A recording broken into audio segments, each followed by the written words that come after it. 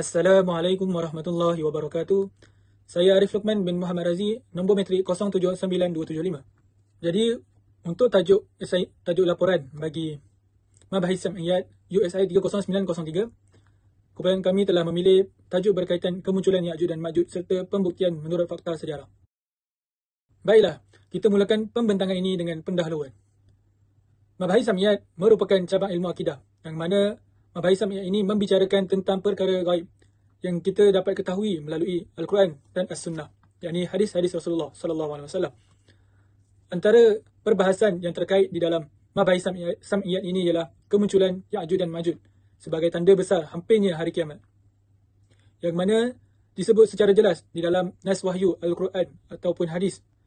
Namun, pada hari ini, isu berkaitan Ya'juj dan Ma'juj ini sering terkait dengan isu tafsiran sejarah dan spekulasi yang menimbulkan kekeliruan. Jadi, tujuan kami memilih tajuk Ya'juj dan Ma'juj ini adalah untuk menjelaskan menurut perspektif Sam'iyat serta menilai peranan fakta sejarah sebagai sokongan kefahaman tanpa menafikan kedudukan wahyu sebagai sumber utama. Berkaitan dengan Mabahis Sam'iyat dalam akidah Islam pula, Mabahis As-Sam'iyat merujuk kepada perbahasan perkara gaib yang hanya diketahui oleh wahyu, yang disampaikan oleh wahyu. Okey, termasuk isu dan alam akhirat, tanda-tanda kiamat dan makhluk gaib, perkara-perkara gaib. Akan tidak berfungsi menentukan kewujudan perkara gaib, tetapi menerima dan membenarkan wahyu itu sendiri. Dan seterusnya, ulama Ahlu Sunnah wal Jamaah menegaskan kewajipan tasdik terhadap dalil naqli yang sahih sahaja dan menolak atau mentakwil Sam'iyat tanpa dalil boleh membawa kecacatan dalam akidah. Seterusnya, Ya'juj Ma'juj menurut Al-Quran. Okey, Ya'juj Ma'juj disebut sebagai kaum yang melakukan kerosakan di bumi. Dan kisah Zulkarnain menunjukkan ancaman mereka bersifat nyata dan fizikal, bukan khayalan. Dan pembinaan tembok membuktikan kewujudan sebenar Ya'juj Ma'juj. Pembinaan tembok oleh Zulkarnain. Al-Quran mengaitkan keluarnya Ya'juj Ma'juj dengan hampirnya hari kiamat dan seterusnya keluarnya mereka ini secara besar-besaran. Dia ramai, kiranya ramai dan bukan golongan sedikit Ya'juj Ma'juj ni, dan meliputi seluruh penjuru bumi. Dari Al-Quran, Allah berfirman surah Al-Kahfi surah 4, A'udzubillahi minasyaitonirrajim. Qalu ya dzal qarnaini inna ya'juj wa ma'juj mufsiduna fil ardi fahal naj'alu laka kharjan 'ala an taj'ala bainana wa bainahum sadda. Mereka berkata, wahai Zulkarnain, sungguhnya kaum Ya'juj Ma'juj ni sentiasa melakukan kerosakan di bumi. Oleh itu, setujukah kiranya kami menentukan sejumlah bayaran kepadamu dari hasil pendapatan kami dengan syarat engkau membina sebuah tembok di antara kami dengan mereka. Dan seterusnya, dalil Al-Quran surah Al-Anbiya 96, iaitu a'udzubillahi minasyaitonirrajim.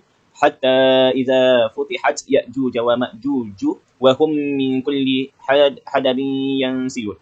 Subhanallahul azim. Dengan demikianlah keadaan mereka hingga apabila terbuka tembok yang menyekat Ya'juj Ma'juj serta mereka meluru turun dari tiap-tiap tempat yang tinggi. Okey, hari ini saya ingin membentangkan berkaitan Ya'juj dan Ma'juj menurut hadis dan implikasi akidah kita sendiri.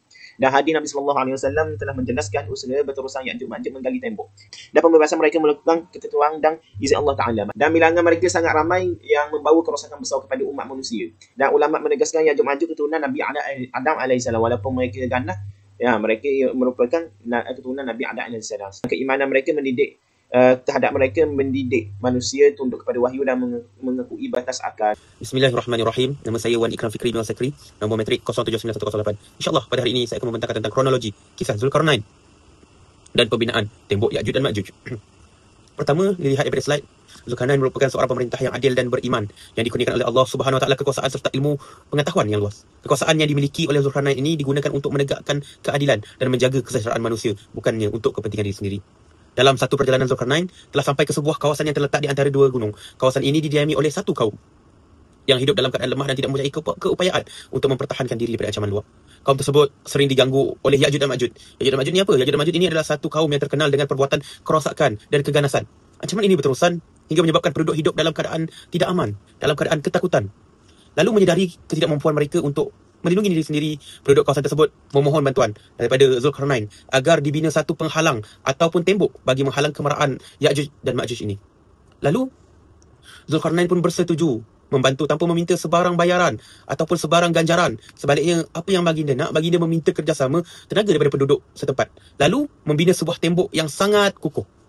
Lalu setelah tembok tersebut siap, Ya'juj dan Ma'juj tidak mampu memanjat ataupun menembusinya lagi.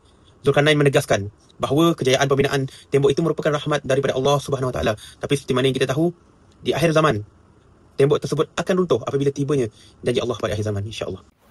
Assalamualaikum warahmatullahi wabarakatuh. Saya Ahmad Hibatullah bin Muhammad Nazri. 076643 akan membentangkan Ya'juj dan Ma'juj dan Zulkarnain menurut fakta sejarah. Tapi kita lihat dahulu kepada Ya'juj dan Ma'juj. Melalui definisi dan gambaran umum yang disebut dalam Al-Quran, kita tahu bahawasanya Ya'juj dan Ma'juj ini adalah kaum yang melakukan banyak kerosakan besar di muka bumi, seperti mana yang dikhabarkan di dalam surah Al-Kahfi dan surah Al-Anbiya. Kalau kita lihat pada pandangan tafsir klasik seperti Imam Ibn Katsir dan Imam At-Tabari menyebutkan Ya'juj dan Ma'juj ialah manusia, Bani Adam, bilangannya besar dan sikap ataupun sifatnya ganas dan sering dikaitkan dengan kawasan yang berada di utara ataupun Asia Tengah. Kalau kita lihat pada sejarah dunia, bangsa-bangsa nomad seperti Hun, Turk, orang-orang Turki, Mongol dan Tatar sering dikaitkan dengan Ya'juj dan Ma'juj.